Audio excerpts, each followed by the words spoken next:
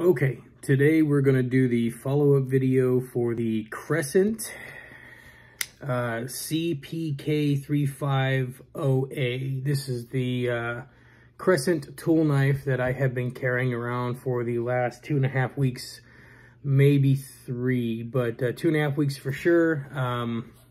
So if you remember from the other video, I had a few reservations about this knife in particular, some of which were the rough beveling for the cutting edge of the blade, and my typical concern of the below the blade lock release, and the mechanisms of this knife seemed pretty stiff when I first got it. So after 2.5 weeks, I can safely say this is probably not a knife I would buy again if I had a lot of other options.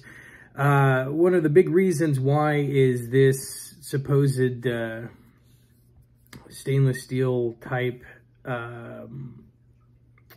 scales, I guess you'd call it, for this. Incredibly slick. So like if you're working in a warehouse moving a bunch of dusty cardboard boxes and you get the dust from the cardboard on your hands, you go to try to grip this, I mean it turns it into like an ice rink surface, man. You go to try to flip it out, your hands are slipping all over it. This clip piece that I thought would help give me a little extra oomph there. It does just a little bit, but the whole rest of your hand moves. Any amount of sweat, any amount of dust in between your skin and the handle of this knife turns it very slick. I'll say good thing before I move on to the rest. What I thought was going to be a problem with the rough grinding here, the rough bevel, it didn't really do too much. I did feel it grab and tug here or there when I was cutting things, especially like a fabric. It felt like it wanted to grab that fabric really well, but cardboard, plastic wrap, zip ties, that kind of stuff, it didn't have any problem with it, which is great, especially when you're like in the workplace. That tip made it real easy to puncture jugs and bottles and things and pry out staples, big ones and little ones. I mean, all in all, the blade itself worked great. Most of the problem that I had with it is more of the functionality of using it. There was a real big issue that I was running into, and I'm still running into. It hasn't worked itself out in the 2.5, 3 weeks I've used it, is this lock bar here. If I were to flip the knife open from full close to full open, like I like to do with knives, get them ready, that lock bar kicks all the way over here. And it actually takes me using my backup secondary knife to put in between the scale and the lock bar and twist it to pop it back out enough where I can use my thumb to release the lever and close the knife. That turned out to be a huge pain in the butt. And I learned pretty quick, though, not to flip it open. So, you know, that was kind of a bother for me, something negative that I did find about it. But again, I mean, it's a tool knife. I got it for like 24 bucks total shipping and everything. So what I will say, though, is it's very sturdy. No loosening up whatsoever. The mechanism kind of loosened up a little bit. It was pretty stiff when I got it, but I mean, it's still pretty stiff.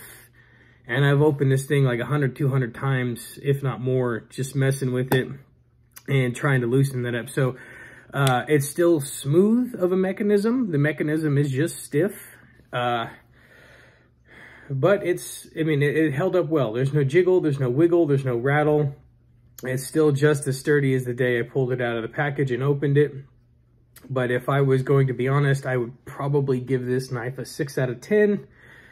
Mostly because the super locking problem that I had, where it took another tool to be able to unlock this, the very slickening effect of any kind of dust or sweat between your skin and the scales of this knife. And I mean, really that would be it. But those are two pretty big things for me. If I'm using a tool and I got to stop using that tool and use another tool on that tool to get that tool to close properly, that's not something I ever really want to mess with. And I flicked it open I tried for a long time to see if that would stop being a problem, where I grabbed here and just snapped it open real quick and, I can't talk today apparently. Snapped it open real quick and hard like I normally do with every other knife that I have. And I did that dozens of times to see if that problem would work itself out. And to this day, it didn't work itself out. It's still an issue. So 6 out of 10 is what I would give the Crescent CPK 35 OA harpoon blade design. It's not a bad knife. I'll probably leave it in my truck. So if I ever have the need for something that can get damaged, can get broken, I'm not going to care about, this will be something I'll go to in there. More particularly just because it didn't cost very much, and I like the tip on this. I like that harpoon style. I just wish it was on a different make, a different style of make.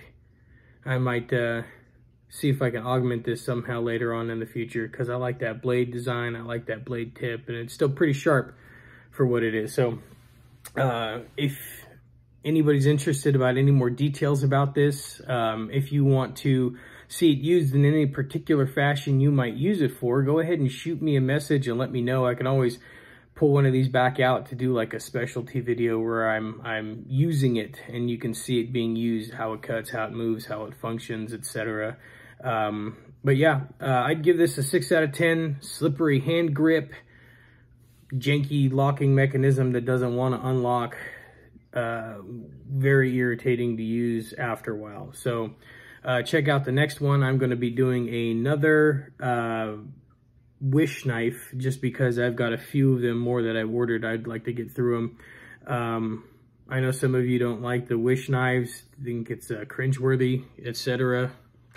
But that's the whole point of it, is doing knives that are cheap, affordable, that you have questions about, that you doubt if they're going to be good or not. Because if I'm only doing professional made knives, everyone knows how they're going to perform, because that's usually how those knives perform, and that's why you spend that money on them.